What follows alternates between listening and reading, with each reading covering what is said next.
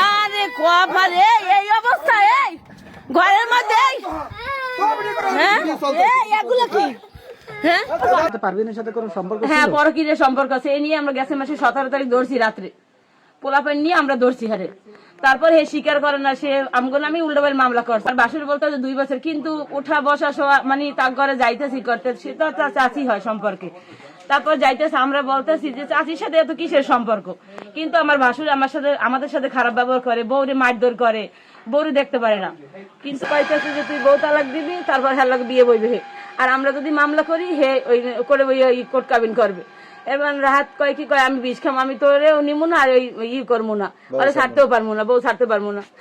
এলে সকাল হইতে ওই করে আমাকে পাশের মার ভাবি আছে, হাগু ঘরেও যাই কইছে যে বউ তালাক দিতে। সকাল হইতে কইতেছে, তো এই সকাল হইতে 20-এর বোতল লই ঘরে।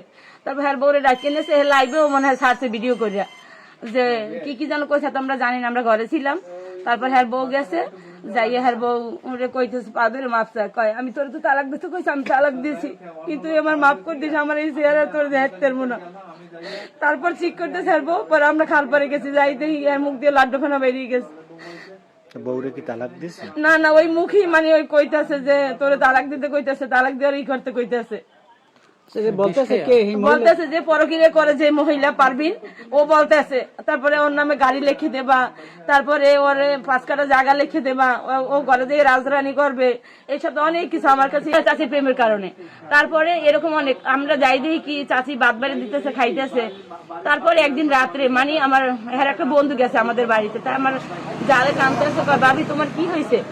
ভাই তুমি তো তোমার ভাইয়ের লগে থাকো, তাহলে আমার একটা উপকার করবা। কয় কি? তোমার ভাই কোথায় যায় আমার একটু এই রিপোর্টটা দেবা।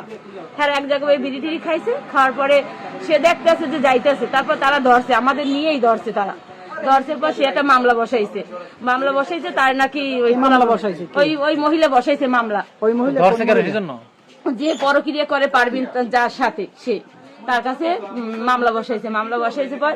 তারপর আমরা বলতেছি যে মানে যখন নিরীহ লোক দিয়েছে, যে বাইরে ধরছে তাগো নামে মামলা দিছে, রাহাতের নামে দিয়েছে 1 নম্বর আসামি। তাই রাহাতের সাথে তো সে পরক্রিয়ায় যুক্ত এখনো, তার নামে মামলা দিছে। তারপর বলছি কি যে জাগো নামে দিছে, সেই নিরীহ ভাইগুলোর জন্য আমরা তার সাথে রিকোয়েস্ট কইছি যা হয়ে গেছে, তাই তুমি মামলাটা উঠেই ফেলাও।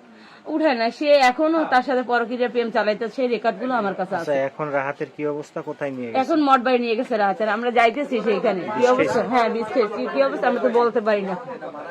আর চাচি চাইতেছে তার সংসারে যাইবে, তারে এর জন্য ব্ল্যাকমেল করতেছে, বউ তালাক দিতে কয়।